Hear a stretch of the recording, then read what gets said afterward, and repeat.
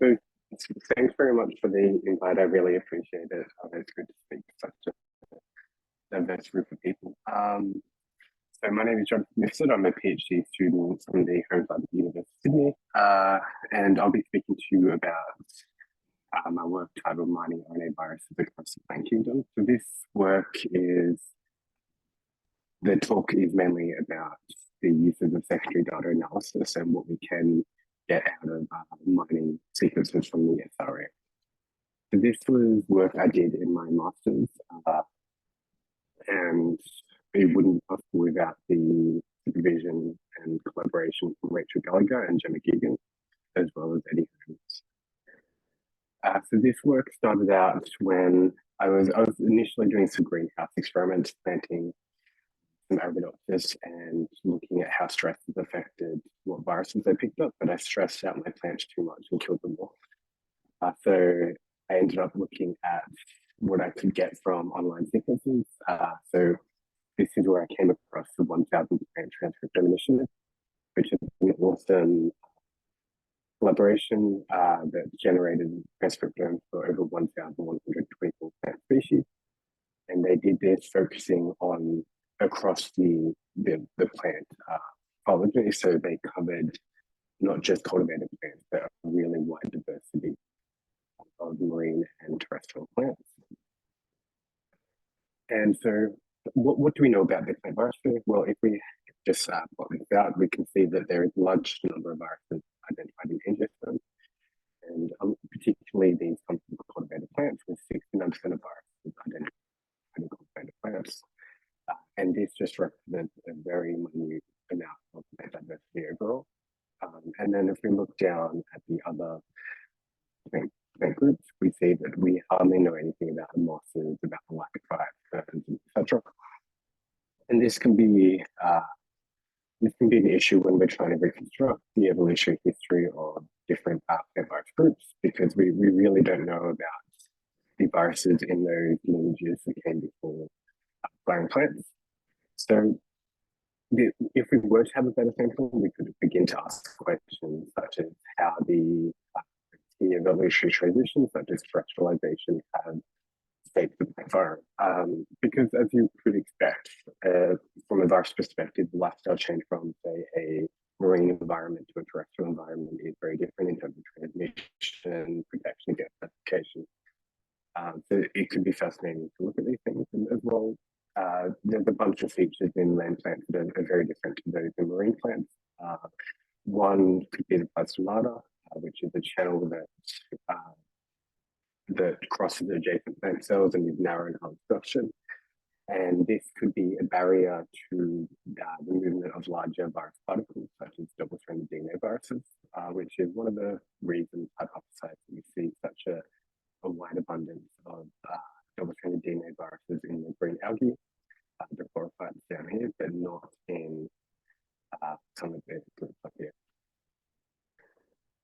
We could also ask, what are the origins of the angiosperm environment? Have they co-diverged across as plants have evolved? Were these viruses in the ancestors of land plants?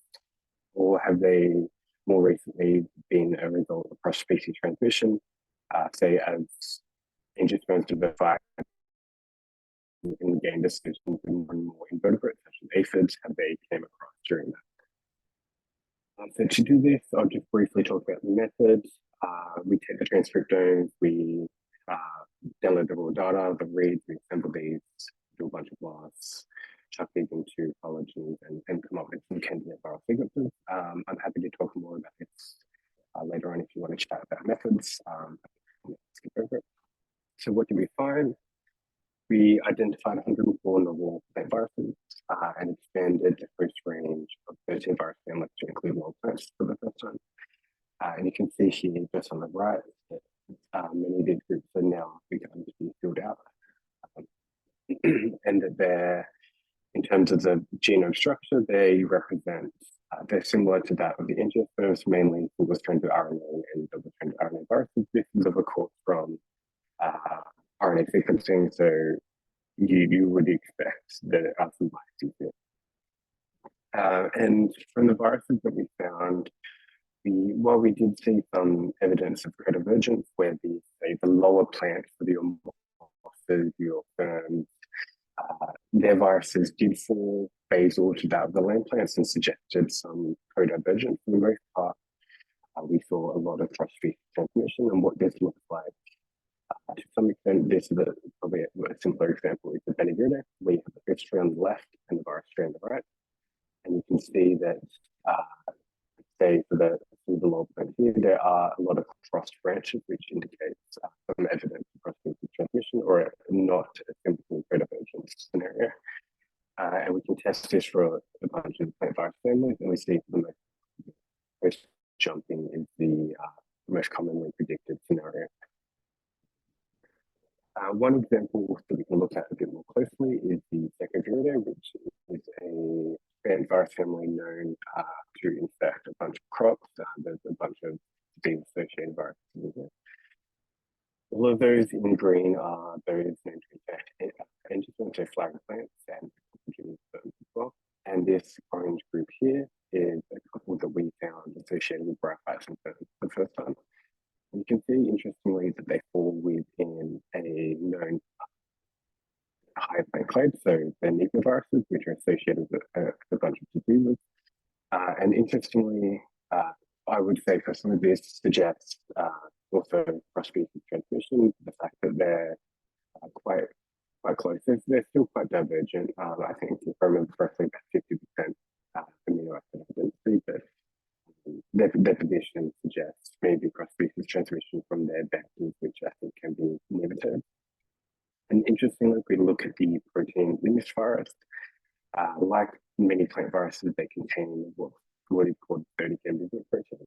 And this protein is thought to aid in the virus movement stomata. In doing so, we extend the known host range of the 30K movement protein all the way back to non-vascular plants. And one of our thoughts was, does this 30K movement protein represent the ancestral state of 30K movement proteins because it's coming from a lower plant? But we, at the time, didn't have the capability to do the protein folding.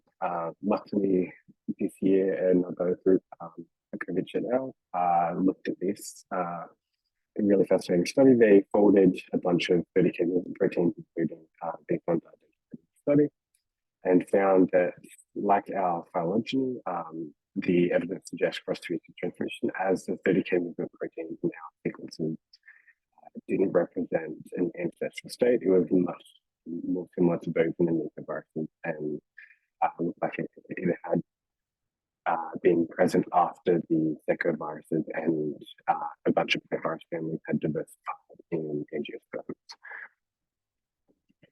So just some key takeaways. While there are a bunch of other virus groups I could go into, I think the main finding in this study is the potential of secondary diagnostics, and that the scarcity of RNA viruses found in wild plants likely reflects the lack of investigation rather than absence. And when we do find these viruses, there's a really cool complex evolution history to untangle. So I think they're really important. And I think it highlights also the importance of well-maintained data sharing services. The 1KP is an exceptional example of this. The metadata is great, and the data sharing and support they do is wonderful. And lastly, I think it highlights the value of virus discovery, particularly that role sometimes in understanding unique taxa. We can see viruses, particularly with advanced protein folding and stuff, they can have some really cool insights down the line. So I'd like to acknowledge and pay respects to the traditional owners of the land in which this work was undertaken, the Gadigal people of the Eora Nation. And I'd also like to thank the data generation provided by the MKP, and managed by the NCBI, SRA, and the Education. I'd also like to thank funding from the Australian Government, the Research Council, and the Linnean Society. Many thanks for listening to our talk. I'm happy to chat with you later on, and you can find me on Blue Sky Next.